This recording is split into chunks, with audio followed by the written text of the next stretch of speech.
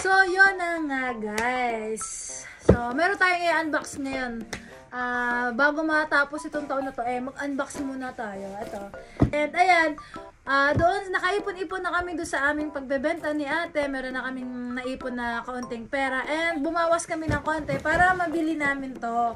Kasi gagamitin namin to ngayong New Year. And sa wakas, ngayon lang kami nakabili nito guys.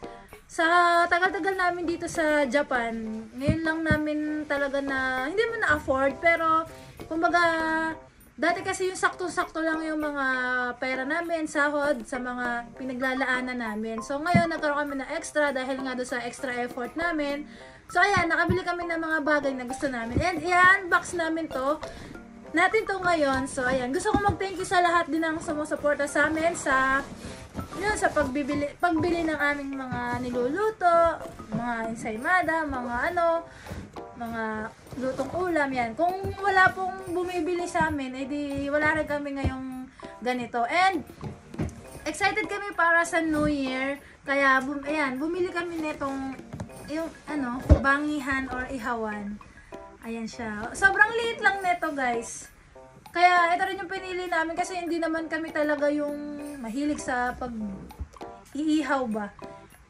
Dahil yung mga kaibigan namin at mga katrabaho, dito sila mag-New Year, magsasalubong ng New Year. So naisip namin, mas maganda sana kung may mga activity kaming gagawin habang nandito sila para hindi maboring yung, hindi kasi dito uso yung fireworks. So syempre, kwentuhan lang, ganyan. So habang nagkukwentuhan, masaya sana, naisip ko na masaya sana kung meron kaming mga ganito nag-iihaw para medyo may extra activity. So ayan, ito yung nabili namin ni ate. Sa Kains lang namin to binili and napakaliit lang din nga nito. So i-assemble na natin. Ayan. Asa yung bukas na? Nakakatawa kaya kung hindi ako sana ako, nakakatawa lang isigang. Pero sabi namin, sige hindi na tayo kasi minsan ano yun, magpera tayo na ikaw na pinagkakan natin. So may kaswel na bilhin ko tayo naman pera natin sa pinagkulan ng box. So buksan natin siya box natin. Nakasama natin sila ang box kasi pagka mga kalong kong nila sa pagdalan. Yan kasi yung nga eh. Malaking tayo. Hindi na wala lang box. Okay naman tayo.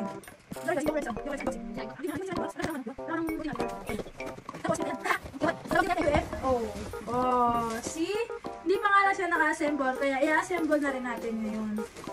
Ang kulit. Oh, ito yung, dito ipapatong yung no? Bumili na kami ng ihawin. Isda yung ihawin namin. Ayan, ito. Meron tayo isang item. Dito na nga lang. Ayan. Tapos, ito yung mga paa niya. Mga paa, tatlong paa. Tapos, ito yung, ayan. Sa taas, ayun. Ito yung handle pala. May handle yan eh. Maliit na handle. Ito yung pang ilalim. Dito ilalagay yung uling, no? Dito ilalagay yung uling. Tapos kumuha kami ng graba sa labas.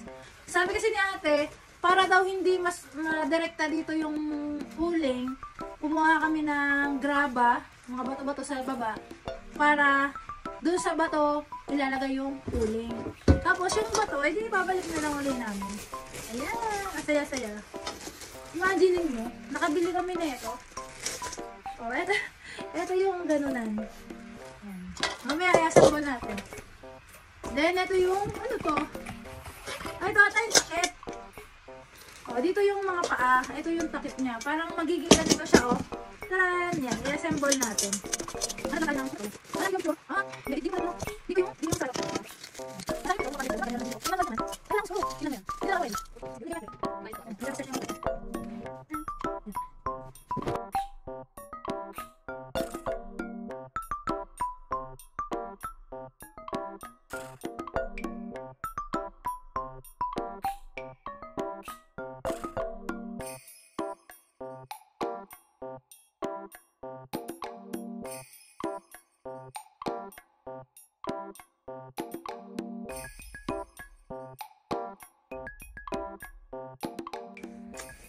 So, yun na guys. Ganito na yung nangyari sa kanya.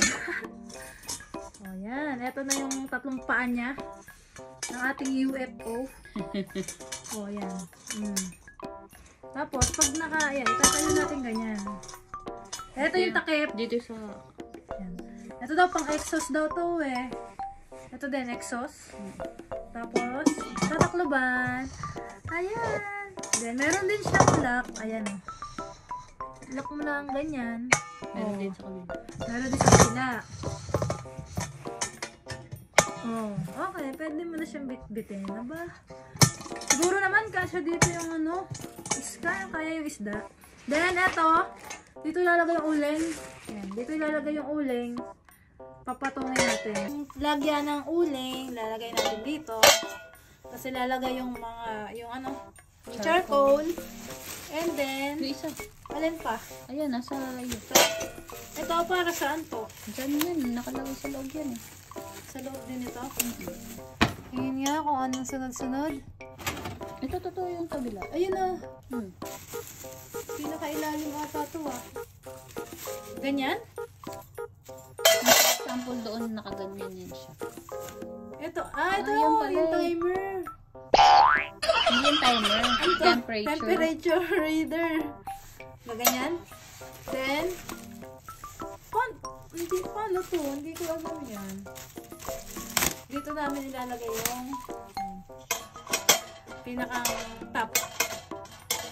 Ganyan, no? Tapos yun yung pang-handle. Yung tong na yun. Ito, mayroon din tong. Paano? Ganyan? Tatanggalin na? Hindi ba baliktad? Diba? Nakapahiga. Ganyan? Hindi. Yung tong mong baliktad. Paano? Pag ganyan? Yan. Oh! Suguin eh! So, ayan. Testingin natin yung binili naming isda. Oh. Sakto-sakto ang isa. Takbo ba natin? Tatanggalin naman tong buntot na to. Sakto lang ang isang tilapia, guys. Oh. Ganito kalaki yung tilapia na lulutuin natin. Bangingi. Okay lang, maluluto to. Oh, may takip din naman. Binili akong lettuce.